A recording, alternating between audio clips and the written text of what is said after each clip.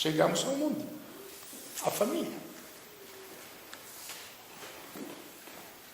A grande novidade do mundo moderno, qual? Sabem dizer? Que é o início da ruína do mundo moderno. Que o mundo moderno vai se autodestruir. Os jovens não querem casar mais. Porque não querem assumir responsabilidades. Esquecem que o amor sem responsabilidade não existe. Absolutamente não existe.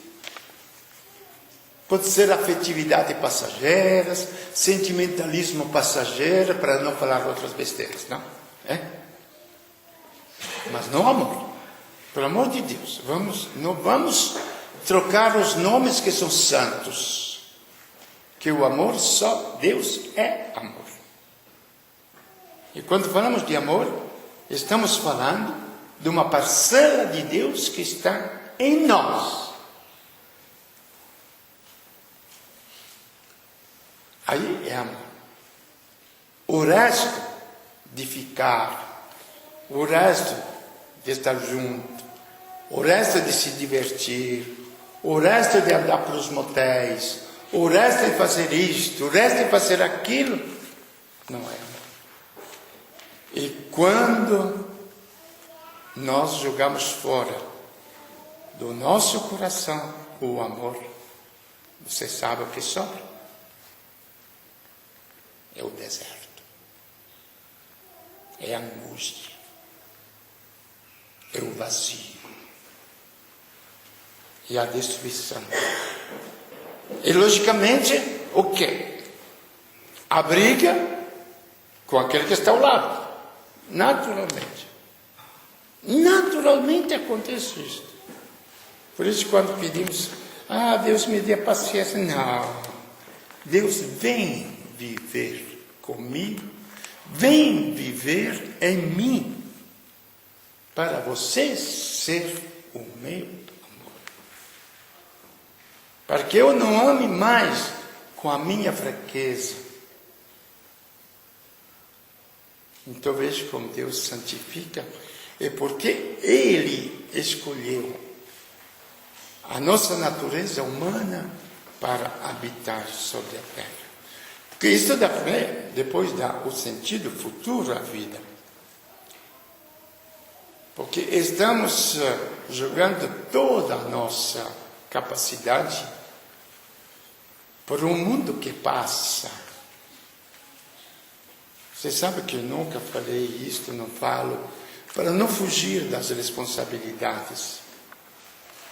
Que a primeira coisa que temos até que vivemos é Deus nos dá saúde e responsabilidade das coisas da terra. E grandes responsabilidades. Até pode ser na mínima administração das coisas.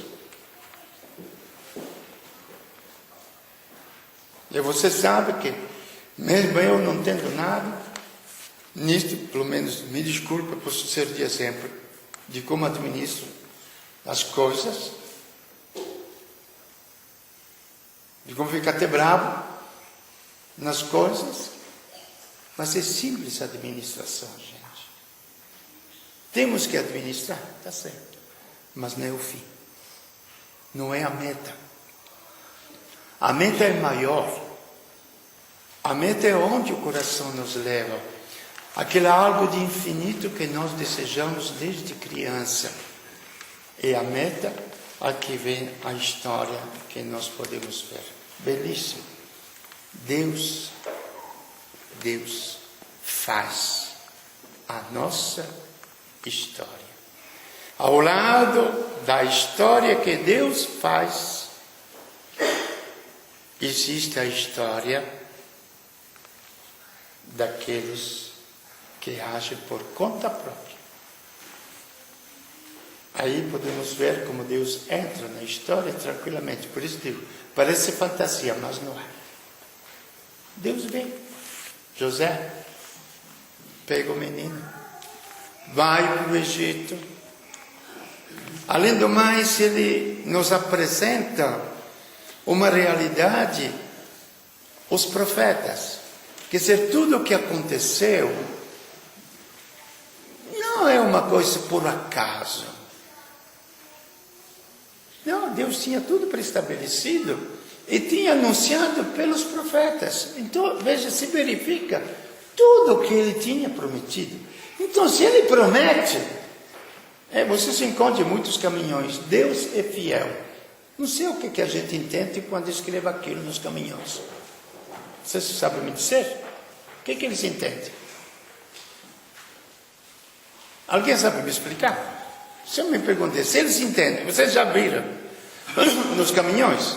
Deus é fiel. O que eles querem dizer que Deus é fiel?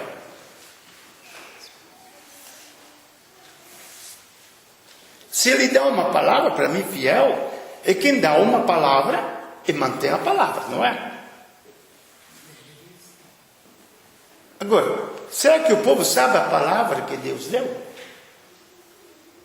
Então, com Abraão, ele foi fiel, porque prometeu a terra prometida, prometeu uma herança enorme, infinita, e manteve a palavra. Apesar de todos os percalços, apesar que Sara envelheceu, não podia ter filho, apesar dele ter sido expulso da sua terra, mas ele prometeu.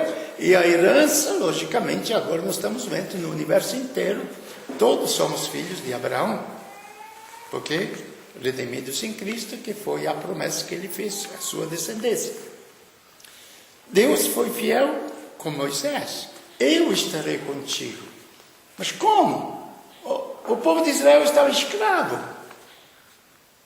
Não se preocupe, Moisés, eu estarei contigo. Então ele é fiel. Ele mantém a palavra. Somos nós que duvidamos. Agora precisamos saber o que ele nos promete. Então ele é fiel, veja bem, anunciou tudo o que deveria acontecer com Jesus. Eu vou chamar o meu filho do Egito. Mas como? Por muito menos, os fariseus diziam, mas de onde que Jesus veio? É de Nazaré. Natanael, que depois virou apóstolo. André fala, Natanael, encontramos o Messias, aquele que os profetas anunciaram que devia vir. Ah, é? E de onde que ele é? É de Nazaré. Pode sair algo de bom de Nazaré?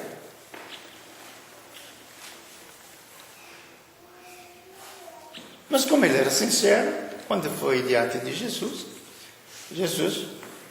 com uma brincadeirinha dele, falou, Natanael, você é bom porque você é sincero, você é um verdadeiro israelita, sincero.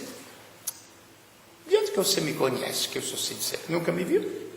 Eu te vi quando você estava na sombra da figueira, debaixo da figueira. Só este sinal falou, tu és o santo de Israel. Esqueceu o que tinha falado, que podia vir de bom de Nazaré. Então, chama do Egito, já tinha sido anunciado, vai para o Egito, volta, e não voltou para Belém, e foi para Nazaré, por isso ele foi chamado o Nazareno. Veja como tudo encaixa. É o problema da gente acreditar. Bom, com isto, para terminar, ele depois vai continuar toda a sua história, uma história de vida. Ao lado da história de vida de Jesus, onde se renova também todas as coisas, que história nós temos? História de morte. História de matança, história de guerras, história de acabar e tudo. E a história de vida exatamente é que ele prossegue o seu caminho e Deus está com ele. E nele Deus está conosco. Você o chamará Emmanuel. que quer dizer? Deus conosco. Este é o Natal que nós festejamos. Aqueles que o festejaram somente com o estômago, aqueles que o festejaram somente com bebidas, nem começou o Natal, nem terminou. Simplesmente não aconteceu. Mas para quem ama a vida, quem ama os valores da vida, em Cristo encontrou o seu Natal.